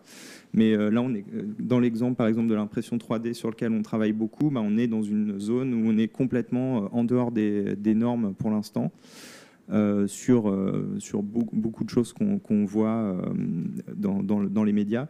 Et du coup, il y a un besoin d'aller plus vite en fait, vers la normalisation. Et une façon d'avoir un tiers de confiance, en fait, c'est de récupérer des données de ce qu'on est en train d'imprimer, par exemple. Donc de mettre des capteurs sur les robots et de voir quel type de matériaux on est en train de mettre en œuvre et de corréler ça avec des essais en laboratoire pour garantir une performance. Et donc ça, c'est aussi assez différent par rapport aux notions de maquette numérique, où finalement on a une maquette numérique qui est figée, qui est la maquette numérique telle qu'elle a été conçue, et on a très rarement la maquette numérique telle qu'elle a été construite et mise en œuvre. Et donc, alors que dans l'aéronautique, ça se fait le as-built, vraiment la maquette telle qu'elle a été construite, parce qu'il y a beaucoup d'instrumentation, il y a des scanners 3D qui vont faire des relevés des pièces, il y a des mesures vibratoires qui sont faites sur des pales dans des turbines. Et nous, on peut aussi adapter ce genre de méthode dans la construction pour vraiment savoir ce qu'on a mis en œuvre comme matériaux, sachant que, à part l'acier, les matériaux de construction sont des matériaux extrêmement complexes. Le béton, le bois, c'est des matériaux qui sont hétérogènes et qui ont une certaine variabilité intrinsèque qu'il faut être capable d'évaluer en fait. Donc c'est vrai que cette question de métrologie est extrêmement importante. C'est une thématique de recherche qui regroupe à la fois des industriels et des académiques. être plus efficace, mais garantir le même niveau de sécurité, de solidité, voire même un niveau optimal. Même un niveau supérieur, je pense, enfin, dans le futur. Je voudrais... On a vu la vidéo du robot qui faisait une sorte de dôme avec la maquette à côté. Je voudrais bien qu'on la revoie, si vous voulez, parce que je pense que ça illustre bien voilà, ce que disait Romain. En fait, là, ce qu'on voit à droite, c'est pas la maquette numérique à la conception, c'est une reconstruction en 3D de la trajectoire exacte qui a été faite. Donc, en fait, ça correspond un peu à un plan d'exé. Et ce qu'on voit en couleur, en fait, ce sont l'état de tout ce qui a pu se passer pendant la fabrication. C'est-à-dire qu'on est capable de, je ne sais pas qu'est-ce qui est représenté, mais par exemple, c'est la pression du béton dans la pompe numéro 3. À chaque centimètre cube de béton, on l'a, quoi.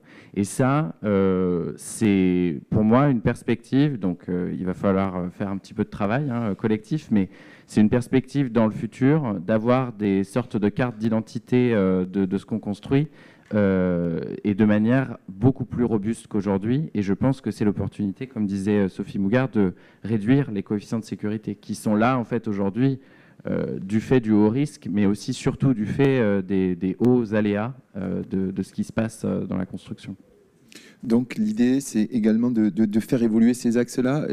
En termes de, vous me disiez, en préparant également cette matinale, en termes de data, d'analyse, on a beaucoup progressé ces dernières années. C'est ce qui offre des perspectives importantes à la construction 4.0, mais il faut faire évoluer ces normes.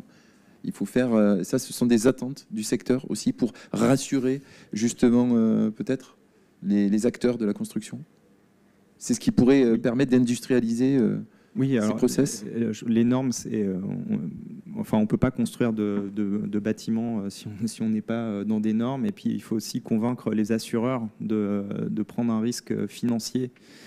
Voilà, sur des nouvelles technologies. Donc la donnée, elle permet vraiment d'avoir c'est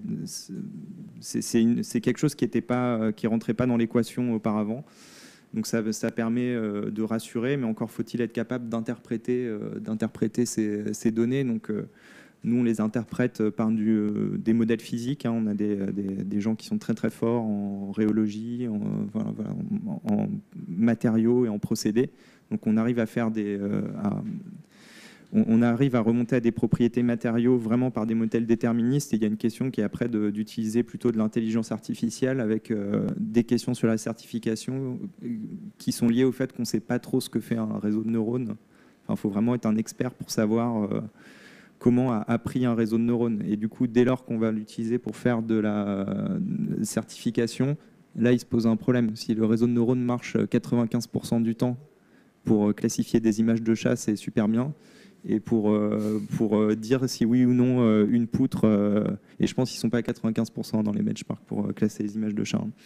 Mais voilà, si c'est pour dire oui, cette poutre peut être envoyée sur chantier, elle va tenir telle charge, là, en fait, ça devient aussi très très compliqué. Et peut-être on peut revenir sur les images qu'il y avait de la poutre qu'on a faite avec ISC dans le cadre de la thèse de Sébastien. Peut-être je vais laisser la parole à Nicolas, mais la poutre, elle a vraiment été conçue en béton armé et en étant compatible avec les Eurocode 2. Donc je pense qu'il y a une vidéo après de la fabrication. Et ça, pour nous, c'était très important dans le cadre d'une thèse avec un constructeur, de faire quelque chose qui soit tout de suite utilisable et tout de suite compatible avec les normes. En fait, on voit déjà qu'il y a déjà des pistes d'amélioration dans les normes existantes pour faire des choses optimisées. Donc ça veut dire industrialiser aujourd'hui ce type de construction, c'est aussi passer par la preuve, l'exemple de construction déjà active, efficace, acceptable par la construction. C'est vrai que nous, sur la thèse, justement, on n'a pas voulu trop rentrer dans ce sujet et on s'est dit, on part de l'Eurocode 2 et on voit où sont les pistes d'optimisation, quoi, parce qu'effectivement, c'est long de faire une norme, etc. Donc, nous, on se dit, on est dans un cadre réglementaire, on va juste travailler ce cadre réglementaire jusqu'au bout pour essayer de voir où on peut gratter des choses. Donc là, bon, c'est un sujet d'optimisation de l'effort tranchant, tout en restant sur un ferraillage de poutres classiques. Donc, on fait des trous dans une poutre. Bon, en fait, on s'est dit, est-ce que l'Eurocode avait prévu qu'on allait détourner un peu la formule pour faire des poutres comme ça? Donc peut-être que ça marche pas. Et du coup, on l'a testé, on a fait des prototypes qu'on a cassés. Et il se trouve que ça résiste mieux qu'une poutre pleine.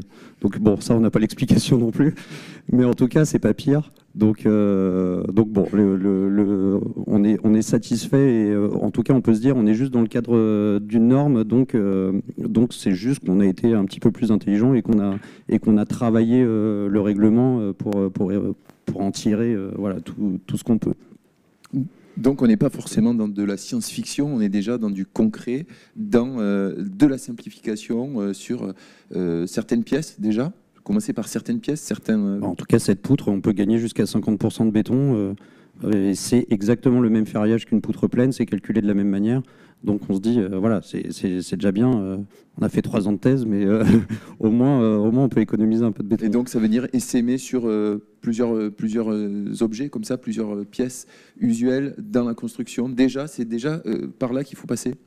Bah, en tout cas, oui, nous, c'était de se dire, on prend vraiment un objet du quotidien qui est la poutre, et voilà. Et en gros, on essaie de tirer son bilan carbone au maximum.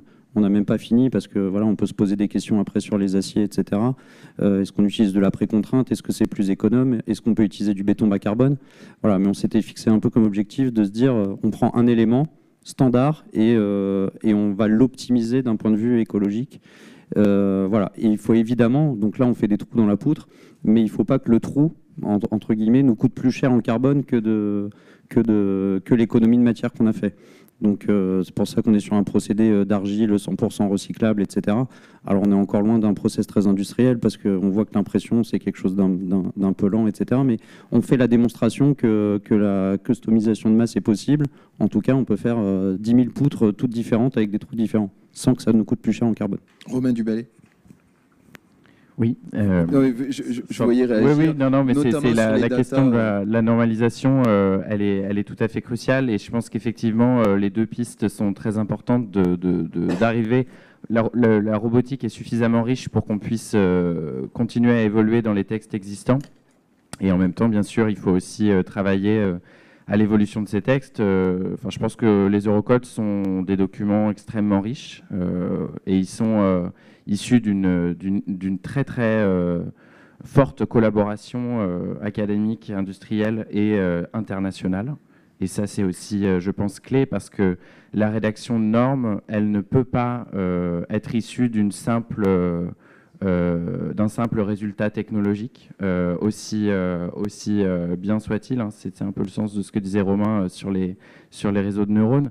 On a besoin de quantité de données, on a besoin d'expérience, on a besoin d'avoir fait suffisamment pour être capable de rédiger des textes.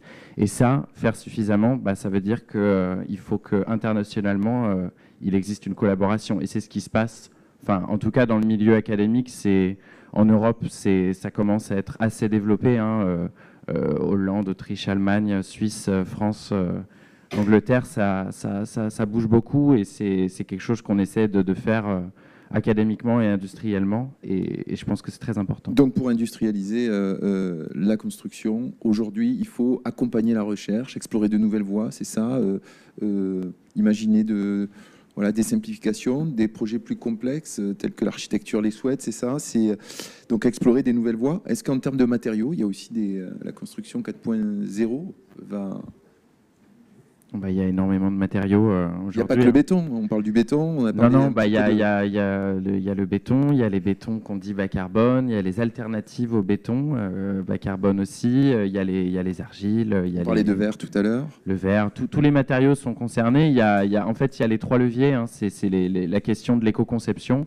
Il y a un levier matériaux, il y a un levier allègement des structures, et il y a un levier amélioration des process, de l'écosystème industriel, quoi. Donc il faut travailler sur les 3 leviers, hein. C'est ce qu'on voit aujourd'hui. Un levier ne suffit pas à atteindre les objectifs fixés, en tout cas, c'est certain. Je vois les images, et je rebondis sur la pièce que vous faisiez passer tout à l'heure, Romain Ménil, dans la salle. Elle est assemblée par 3 bras, c'est ça? Donc c'est une pièce, peut-être on peut revenir à... Oui, alors, à cette pièce, parce que c'est quelque chose d'important.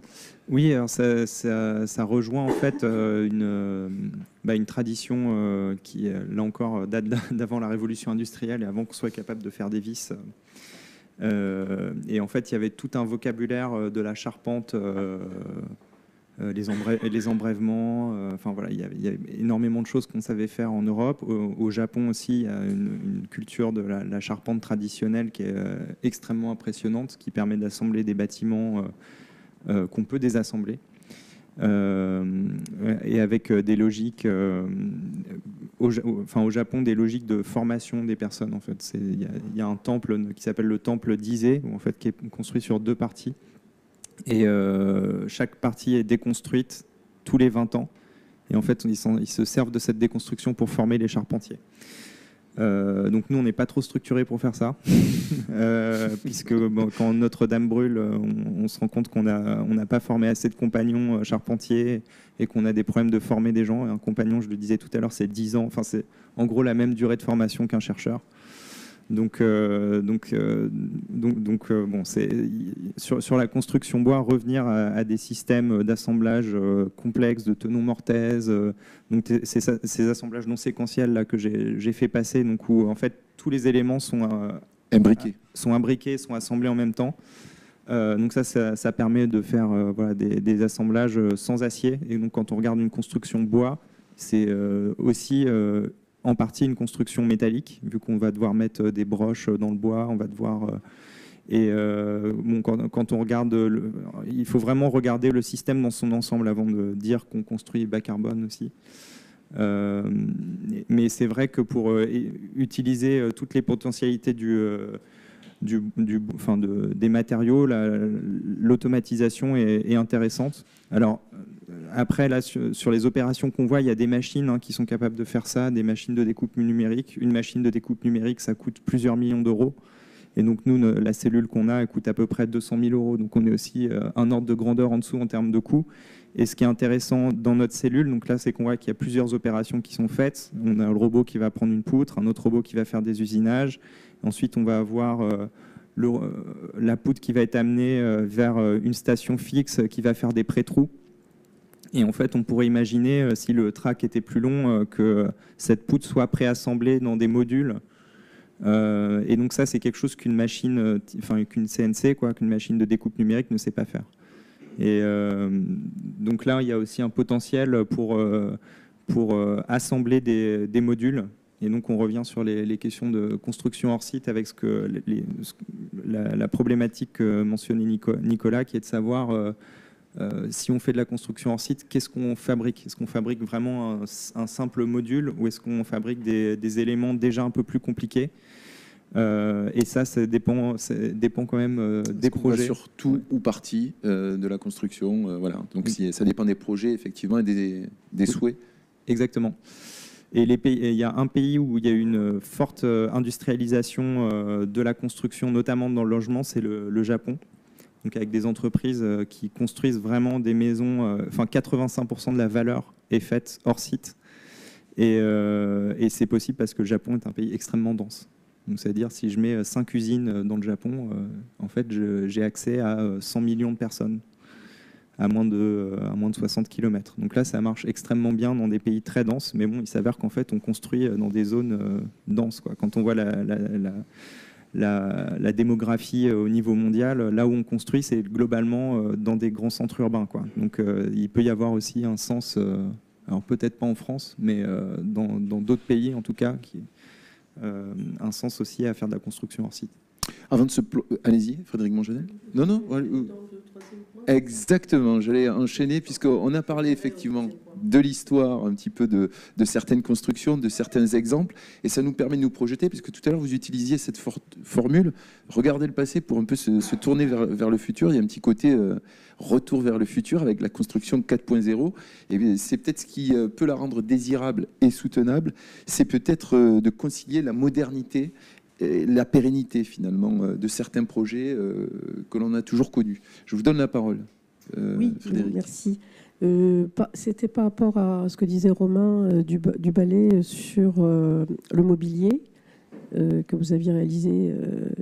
Ça me paraît intéressant de pouvoir aujourd'hui peut-être travailler aussi une petite échelle avec la construction 4.0 et notamment les salles de bain et les cuisines. Je sais que tout à l'heure, dans les maisons, vous disiez qu'elles étaient modulaires et non pas robotisées, les salles de bain.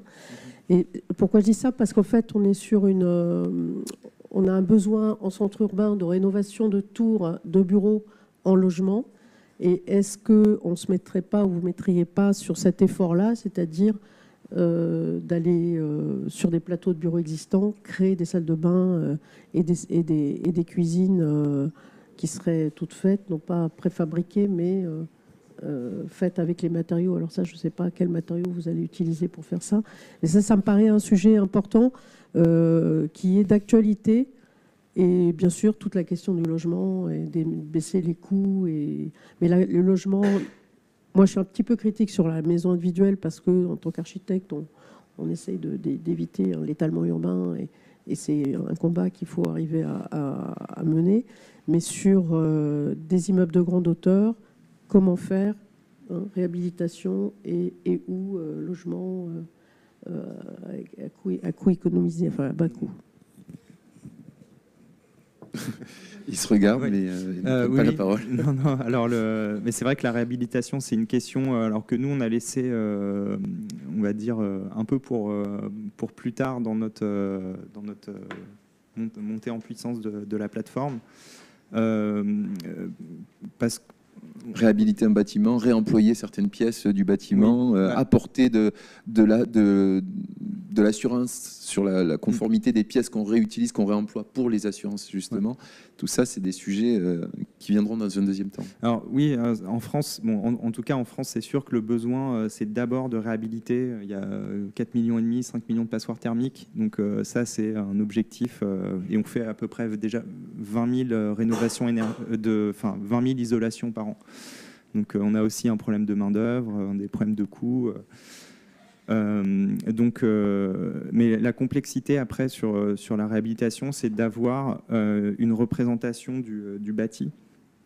Enfin, c'est toujours compliqué d'intervenir sur un bâtiment existant.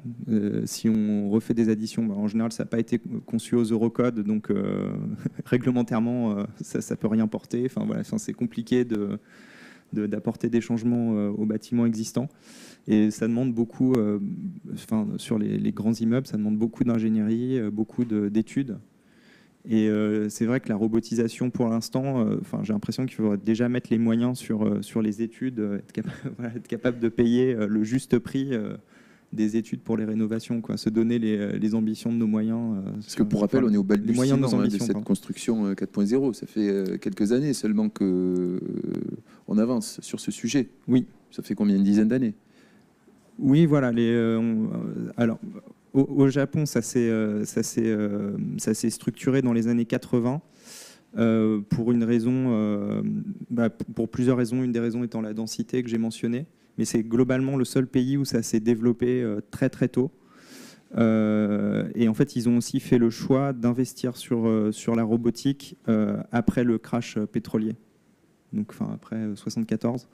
Et en fait, tous les efforts de R&D en France et en Europe ont été coupés à ce moment-là. Et du coup, c'est revenu hors Japon, c'est revenu sur le devant de la scène, on va dire, dans les années 2010. J'aimerais qu'on fasse un petit tour de table parce que le temps file sur vraiment ce point-là, comment rendre la construction 4.0 désirable et soutenable. Est-ce que ça permet demain, est-ce que demain c'est forcément des petits robots partout sur les chantiers? Est-ce que c'est plutôt une meilleure gestion des ressources humaines et des ressources naturelles? Est-ce que c'est un moyen de répondre aux enjeux? Qu'est-ce qu'on peut imaginer pour dans quelques années sur des chantiers? Qu'est-ce que ça va nous apporter sur le plan environnemental? Est-ce qu'on peut faire un petit tour de table rapide sur ça? Et puis peut-être aussi sur l'évolution des métiers dont on parlait tout à l'heure. Je réagis un tout petit peu quand même sur l'intervention sur le patrimoine existant, parce qu'effectivement, je pense que c'est tout à fait crucial. Il y a quand même des choses qui se passent. Il y a une opportunité avec la fabrication robotique d'intégrer des contraintes géométriques du fait que les choses sont déjà présentes et qu'on n'est pas en train de construire dans du vide. C'est des choses que, notamment chez Xtree et nos partenaires, ont pu expérimenter dans la rénovation de bâtiments, dans la rénovation d'infrastructures souterraines aussi, truc très compliqué, et où on peut venir en fait finalement assez facilement scanner en 3D, obtenir une géométrie et faire la maquette pour avoir la bonne chose. Donc il y a des choses quand même qui arrivent. La réhabilitation, les réemplois, c'est aussi des choses qui, en tout cas, chez les étudiants du master dont je m'occupe, sont beaucoup regardées chaque année. Là, cette année, c'est drôle, tu parlais de Notre-Dame, mais j'ai littéralement un de mes étudiants qui travaille justement sur Notre-Dame et c'est en partenariat avec le laboratoire GSA à Paris-Malaquais. Et c'est drôle, vraiment, la complexité. En fait, le bâti est là, il a été construit, il est encore là, il ne s'écroule pas, c'est des pierres. Et on a un mal fou à comprendre comment ça fonctionne structurellement. Enfin, voilà, on a besoin d'études, tout à fait. Et c'est paradoxal parce que c'est d'études pour comprendre qu'est-ce que nous, les humains, on a fait il n'y a pas si longtemps que ça, en fait. Donc, et je pense qu'il y a une compréhension du passé qui est importante. Et il y a aussi une compréhension du futur dans le sens où je pense qu'on sort d'un siècle ou de 2 siècles de ce qu'on pourrait peut-être qualifier de fuite en avant. Et que maintenant, il faut, et je pense que c'est globalement l'esprit, peut-être penser aussi le présent en fonction du futur et en fonction de ce qu'on laisse et comment est-ce que ça pourra être réinvesti. Et je pense que ça, c'est aussi très important. Frédéric Monjanel, sur voilà, ce qu'on peut imaginer, ce qu'on peut attendre de ces innovations, de ces évolutions. Moi, je suis ravie de ce que j'ai entendu et je crois qu'il faut que vous puissiez communiquer davantage aux architectes et aux maîtres d'œuvre en général. Les invitations sont lancées, donc. Parce qu'il faut, je suis pratiquement persuadée qu'effectivement, c'est la construction 4.0 est désirable et soutenable parce qu'elle va permettre toutes les économies dont on a parlé, de coûts, la pénibilité, et puis répondre à des enjeux d'économie de matière, décarbonation, bâtiments plus verts, plus sustainable. Et ça, c'est la loi, c'est la règle absolue à laquelle on doit tous se plier maintenant quand on fait des bâtiments.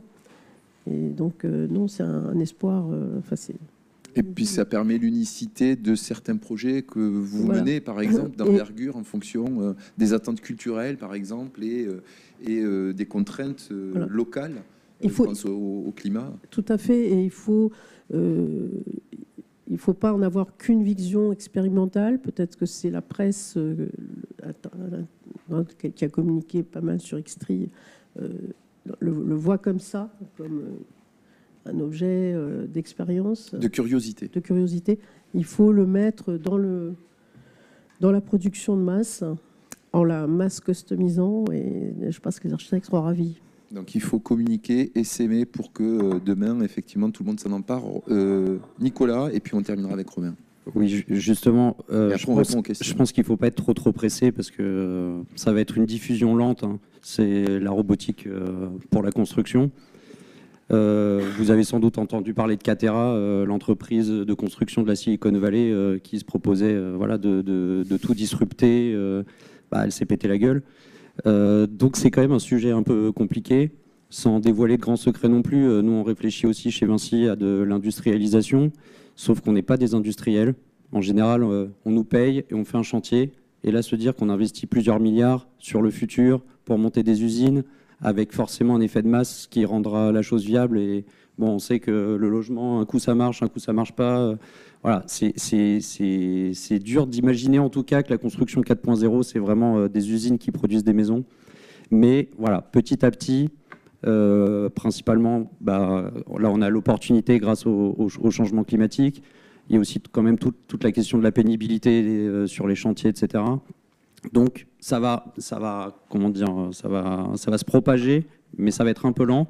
Et puis, mais voilà, il faut rester optimiste et c'est pour ça qu'on travaille quand même à la construction de demain, mais c'est demain peut-être un demain un petit peu loin quand même. Alors, Romain, à vous de nous faire rêver. Donc, avant de répondre aux questions, comment rendre cette construction 4.0 désirable et soutenable ? Alors, on a été dans voilà, depuis une dizaine d'années, on est dans une phase de découverte, en tout cas de la robotisation et du potentiel de ce que ça peut apporter pour la construction. Je pense qu'on est encore un peu trop dans une logique effectivement un peu expérimentale de dire c'est une maison imprimée en 3D et enfin on mentionne encore qu'une maison imprimée en 3D et en vrai enfin pour quelqu'un qui va utiliser la maison, il s'en moque que ce soit imprimé en 3D, que ce soit une ossature bois. Lui, il veut juste une bonne maison, un bon habitat. Et du coup, il faut, je pense, revenir aussi sur l'objectif premier du bâti, quoi, qui est de faire de la qualité architecturale, que les gens se sentent bien, qu'on réponde aux besoins en infrastructure. Je voulais aussi apporter un bémol, enfin, c'est peut-être pas très bien pour conclure, mais sur nous, il y a des choses qu'on regarde aussi sur le fait que ce soit désirable et soutenable. Si on fait juste augmenter la productivité et qu'on baisse un petit peu le bilan carbone par bâtiment, on risque aussi d'avoir des effets rebonds. Donc de se dire, bon, oui, super, on a 20% d'émissions de carbone en moins sur notre bâtiment, du coup on va pouvoir construire 20% en plus. Donc ça, il faut aussi se mettre en tête que la sobriété, c'est la première réponse pour faire avoir un bâti soutenable, c'est de ne pas construire quand il n'y a pas besoin de construire. Et par contre, sur ce qui va rester à construire, et là, sur le désirable et le soutenable, on va aussi rappeler qu'il va y avoir 2 milliards de personnes en plus d'ici 2050 et que d'ici 2060, 85% des bâtiments de 2060 n'existent pas aujourd'hui. Donc on a un défi considérable, un système énorme à faire bouger. Et en tout cas, moi, ce que je trouve passionnant avec ce qu'on fait avec les entreprises et avec d'autres laboratoires de recherche, c'est qu'on est aussi tous autour de la table pour trouver des solutions. Donc concepteurs, constructeurs, producteurs de matériaux, académiques. Et je ne vois pas d'autre façon d'arriver à répondre à ces questions-là. Merci pour ce dernier tour de table, mais ce n'est pas fini. On a quelques questions que l'on va prendre ici, justement, via Internet, et puis ensuite, éventuellement, dans la salle. Alors, première question qui nous est posée, quels sont les travaux menés par les intervenants sur l'automatisation du positionnement des armatures? C'est technique, hein. Combien de robots pour couler de l'ordre de 500 mètres cubes par jour? Alors là, pour moi, c'est ce n'est pas mon langage. Allez-y, répondez. Il faut que vous me traduisiez tout ça, Robin. Alors, sur le positionnement des armatures, oui, on travaille dessus. Et c'est très compliqué. Ouais, c'est très compliqué. On a pas mal d'idées, mais on n'a pas encore déposé de brevet, donc je ne vais pas pouvoir m'étendre. D'accord, ça reste encore un secret défense, on va dire. Non, mais en tout cas, ce qu'on peut dire, c'est sur les armatures. Les caches d'armature sont des objets extrêmement compliqués. Donc il y a des questions déjà de relevé en faisant soit des photos, soit des scanners 3D, des scans 3D. Et c'est extrêmement compliqué parce qu'on a des objets très fins qu'il faut arriver à positionner, à repérer dans l'espace. Donc il y a des thématiques vraiment de l'ordre computer vision, quoi. Enfin, vraiment nos collègues informaticiens. Et ça, c'est déjà la grande difficulté sur le positionnement des caches d'armature. Nicolas? Oui, peut-être juste sur le sujet des armatures, parce qu'au début, c'était le sujet de thèse, c'était de dire comment on peut robotiser une cage d'armature. Et c'est pas simple, hein, parce qu'il faut enfiler des barres dans d'autres, donc il faut plusieurs mains, et alors se le dire que, bon, c'est pas facile. Donc. Mais c'est sûr que c'est le premier poste de main-d'œuvre sur les chantiers, c'est la pose des caches d'armature. Donc c'était vraiment quelque chose, effectivement, qu'on avait à cœur éventuellement d'optimiser ou de robotiser. Bon, on n'y arrive pas encore. Sur le sujet du positionnement, nous, on essaie de réfléchir plus à de la réalité augmentée pour se dire comment on peut, au lieu d'aller voir le plan, de revenir avec sa barre, de se dire « Ah mince, mais elle était où ?»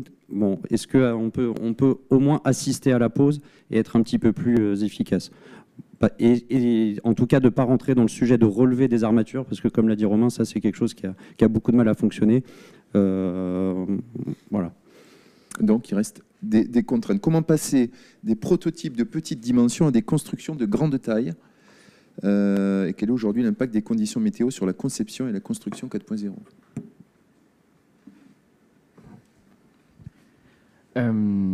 Les conditions météo, étant donné qu'on parle principalement de construction hors site, c'est aussi justement de s'en détacher.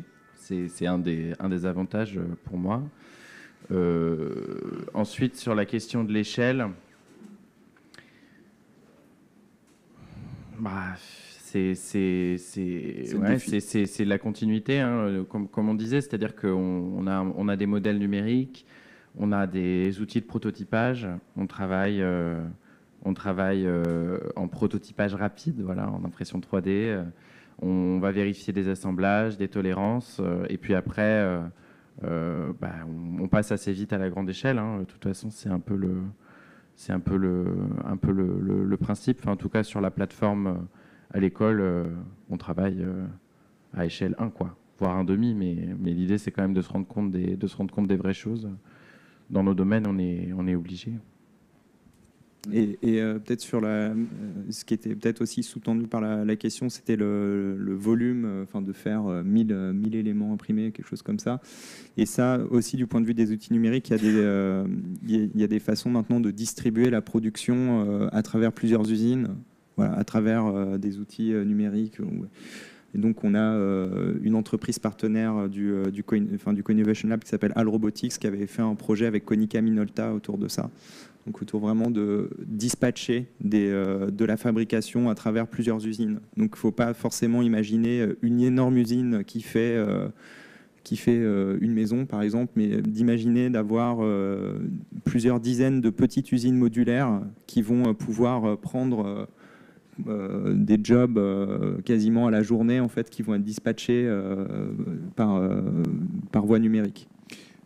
Dernière question, après on passe à la salle. D'autres rôles de la construction 4.0, des capteurs par exemple pour la maintenance prédictive ou bien pour la réparation des ouvrages existants comme voie pour construire écolo. Allez-y. Oui, bon, on en a parlé un petit peu. Oui.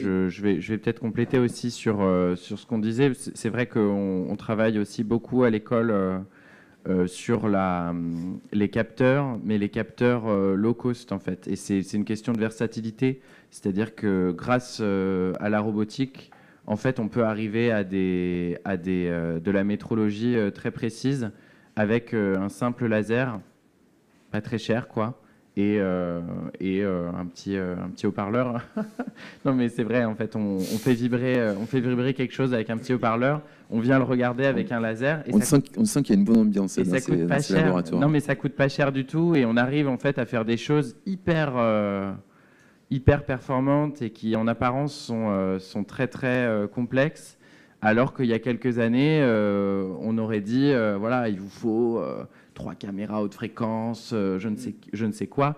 Aujourd'hui, on a plusieurs exemples, voilà, de thèses, de travaux d'étudiants où on arrive à des choses hyper performantes en liant, en fait, par exemple, de l'IA ou des calculs un peu évolués avec des outils, des webcams, quoi. Enfin, et on arrive à des choses hyper performantes.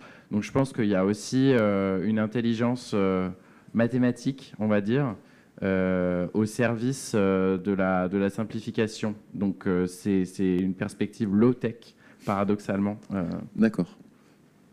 Ouais, et pour ce qui est de la maintenance, du coup, c'est pas vraiment moi, c'est plutôt Gilles Forêt au laboratoire Navier qui travaille beaucoup sur ces questions-là, d'interpréter les données de capteurs, mais là sur des ouvrages existants, donc des ouvrages vivants qui voient des charges et de prévoir en fait les niveaux d'endommagement des structures. Donc il y a une chaire avec Eurotunnel, il y a un partenariat avec Osmos qui est un spécialiste de la métrologie, et il y a une chaire aussi avec la SANEF. Voilà, donc c'est une thématique extrêmement importante de l'école des ponts qui est un peu en fait en continuité de ce que nous on fait. Et finalement, il y a une convergence par, on va dire, la physique, l'analyse des données, le traitement des données par des modèles mécaniques. Merci. Des questions éventuellement qui émaneraient de notre assistance physique. Alors, Gustavo va vous porter le micro. Vous m'entendez? Oui. Ouais. Bonjour, merci déjà pour la présentation qui est très, très intéressante. Je suis Serge Nana, je suis ingénieur R&D chez Holcim. Je suis ingénieur en génie civil aussi et puis docteur de l'INSA de Lyon en mécastructure. Et puis aujourd'hui, je m'occupe des sujets d'ingénierie chez Holcim. Et puis là, j'ai principalement 2 questions. Donc la première, c'est sur la réduction de la quantité de matière pour réduire le bilan carbone. Et puis la deuxième, ça sera sur le béton fibré. D'abord, la première, on peut voir aujourd'hui qu'on arrive à réduire la quantité de matière sur des ouvrages, plutôt ouvrages d'art, passerelles piétonnes, ponts où on peut imprimer les éléments et puis les assembler sur site. Et là, il n'y a pratiquement pas trop de problèmes, on arrive à le faire plutôt facilement. Mais aujourd'hui, en termes de réduction de bilan carbone, on veut aller plus loin. Donc, on se projette plutôt dans le bâtiment. Aujourd'hui, par exemple, on veut faire un bâtiment R+2, R+3 imprimé. Et puis, finalement, on peut se rendre compte qu'on a quand même des limites. Des limites, pourquoi? Si je prends, par exemple, le cas de plancher, on peut amincir un plancher comme on veut. On peut optimiser de la matière, mais finalement, on se retrouve à devoir respecter des exigences normatives. Par exemple, si je dois traiter de la tenue au feu, finalement, ce n'est plus la méca qui dimensionne ma structure, c'est l'isolation thermique, une résistance résiduelle au feu. Il y a aussi l'acoustique qui va intervenir, ce qui fait que finalement, des optimisations de matière qu'on peut faire sur la méca, au final, c'est d'autres aspects en fait, du design qui vont nous obliger à rester sur les épaisseurs conventionnelles. Et puis, deuxième aspect, toujours sur ça, je veux faire un bâtiment R+2. Est-ce que j'imprime des murs et comment je viens assembler le plancher sur le mur? Est-ce que c'est un plancher préfa que j'ai assemblé sur site? Est-ce que c'est un plancher que je peux imprimer? On a du mal aujourd'hui à voir comment on pourrait imprimer des éléments horizontaux. Vous parliez tout de suite du fait que imprimer et mettre des armatures, c'est plutôt compliqué. C'est d'ailleurs, je dirais même, c'est pénible à faire. Puis je vais rebondir directement sur l'aspect fibre. Donc on cherche aujourd'hui aussi à vouloir imprimer directement des structures du béton fibré. Et pour imprimer du béton fibré, vous avez parlé au début d'un brevet que vous êtes en train de faire sortir. Je ne sais pas dans quelle mesure vous pourrez nous communiquer certaines informations. Je veux dire, en fait, sur le béton fibré, déjà, il y a ce qui est fil continu, fil discontinu. J'imagine que vous avez déjà essayé de tester les deux. Et si je veux gagner en résistance, en fait, sur une structure, sur une application structurelle, il faut que mon béton fibré puisse substituer la quantité d'acier que je mets. Et si je veux substituer la quantité d'acier que je mets pour des hauts dosages en armature classique BA, il me faut un haut dosage en fibre. Et si je dois mettre un haut dosage en fibre sur un panneau ou un plancher, pour l'instant, en tout cas, nous, on a du mal à le faire avec la fibre métallique pour la rendre imprimable, pour la rendre pompable et puis s'assurer que le robot, il est à même de le faire. Donc, du coup, je suis très intéressé de savoir comment vous faites. Est-ce que c'est pour de la résistance ou bien est-ce que c'est juste pour apporter de la ductilité à la structure? Parce que quand je fais du design de mes éléments, à l'ELS, ça va, j'ai une limite d'ouverture de fissure à pas dépasser. Quand je passe à l'ELU, il faut que je confère à ma structure une certaine ductilité. Est-ce que la fibre que vous mettez, c'est juste pour la ductilité ou bien c'est à la fois pour apporter de la résistance et puis de la ductilité à ma structure? Je suis très intéressé de savoir ce que vous faites. Très complet également. Voilà. Et je vais me permettre juste de vous couper, juste pour revenir, parce qu'en tant que profane, comme ça, je vais simplifier vos questions pour ceux qui, comme moi, découvrent ce milieu. La première question, c'est effectivement intéressant. Si on réduit la matière, est-ce qu'on ne se retrouve pas sur d'autres limites? Alors, jusqu'à où on peut réduire la matière et qu'est-ce que ça répercute en termes de confort? On l'a vu, thermique, acoustique, etc. Et deux, effectivement, sur ces évolutions sur le béton fibré. Alors sur la première question, vous savez qu'il y a une nouvelle norme, la RE 2020, oui. Qui est sortie et puis qui est en application au fur et à mesure, qui demande du coup de compter tout le carbone du bâtiment. Donc on commence à l'éprouver effectivement, donc c'est des calculs qui ne sont pas si simples. Au final, la structure, ça pèse pas grand-chose, effectivement. Alors c'est toujours un poids, mais c'est sûr que c'est pas le plus important dans un bâtiment. Et donc effectivement, faut pas se mordre la queue en se disant tiens, on va faire des planchers plus hauts et plus optimisés. Bah ouais, mais du coup on va avoir plus de façades, etc. Donc c'est sûr que dans le bâtiment, le carbone c'est un sujet. Voilà, il faut prendre un petit peu ici pour en mettre là, etc. Le sujet du matériau est beaucoup plus prépondérant en tout cas, puisque le bois est compté de manière négative dans le bilan carbone. Voilà, donc on n'est plus vraiment sur l'optimisation de matière, en tout cas pour le bâtiment, c'est sûr que c'est un enjeu qui est un peu moindre. Après, voilà, j'ai envie de dire que tout kilo est bon à prendre, mais la proportion est un peu moindre. Ouais. Si je peux compléter, je suis parfaitement d'accord. La métrique de la matière, elle est valable surtout pour les ouvrages d'art et beaucoup moins dans le bâtiment. Et je pense que la question, voilà, elle est, comme dit Nicolas, assez complexe sur le calcul et le bilan. Et je pense qu'à côté de ça, il y a aussi un grand enjeu de programmation architecturale et politique dans l'utilisation des bâtiments. C'est vrai que, voilà, on peut aussi se dire, on surdimensionne un peu les structures, on les détruit pas. Et quand le bâtiment change sa programmation, voilà, dans 10, 20 ans, 50 ans, peut-être qu'on va quand même garder un certain nombre de choses. Enfin, voilà. C'est aussi dans la manière dont on conçoit voilà, ce qu'on construit qui est important. L'idée, c'est d'anticiper sur des évolutions à venir et de faire en sorte que le bâtiment ne soit pas figé et puisse évoluer également. C'est ça? Oui. Puis pour la fibre, vas-y, Romain. Romain. Et non, je voulais quand même juste compléter là, sur l'histoire de la masse. Enfin, ça, c'est pour moi typiquement la façon de résoudre les problèmes qu'on a aujourd'hui, c'est d'utiliser le béton pour l'atténuation acoustique. Enfin, en fait, essentiellement à cause de sa densité, pour l'atténuation acoustique, pour l'inertie. Et en fait, quand on fait ça, on oublie juste qu'une tonne de béton, c'est 500 kWh équivalent pétrole. Donc voilà, c'est une quantité d'énergie monstrueuse pour faire de l'atténuation acoustique. Et quand on regarde les projets de la reconstruction, on avait souvent des planchers sur ourdi ou il y a des planchers précontraints de Freycinet qui étaient remplis avec de la terre d'excavation compactée, quoi, ou du sable. Et du coup, il avait l'atténuation acoustique avec de la masse, avec du sable. Alors, ou des gravillons, des choses comme ça. Donc ça, je pense qu'il y a aussi le côté de résoudre tous les problèmes avec un seul matériau, qui est un matériau quand même, si on l'utilise pour ça, c'est un mauvais matériau.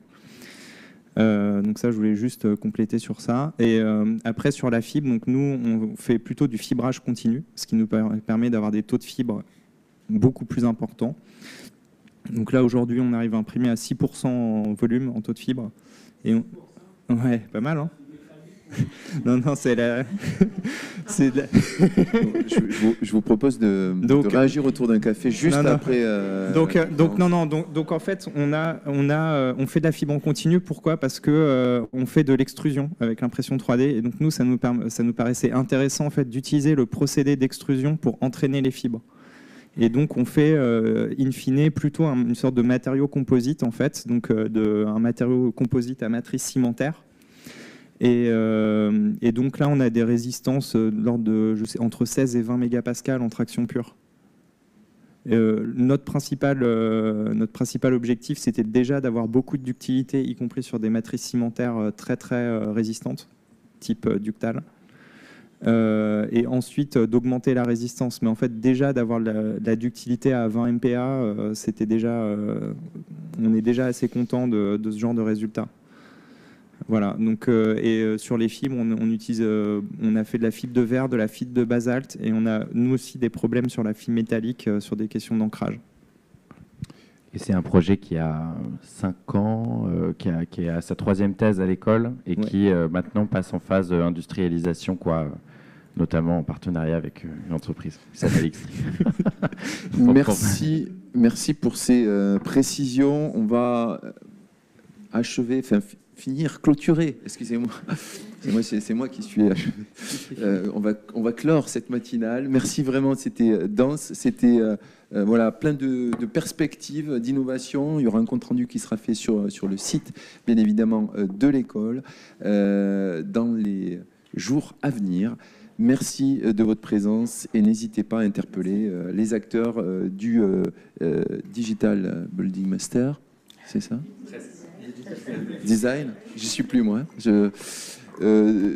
N'hésitez pas à effectivement échanger avec Romain Ménil, Nicolas Medge, Frédéric Monjanel et à voilà, échanger sur tous ces sujets. Merci beaucoup, bonne fin de matinée.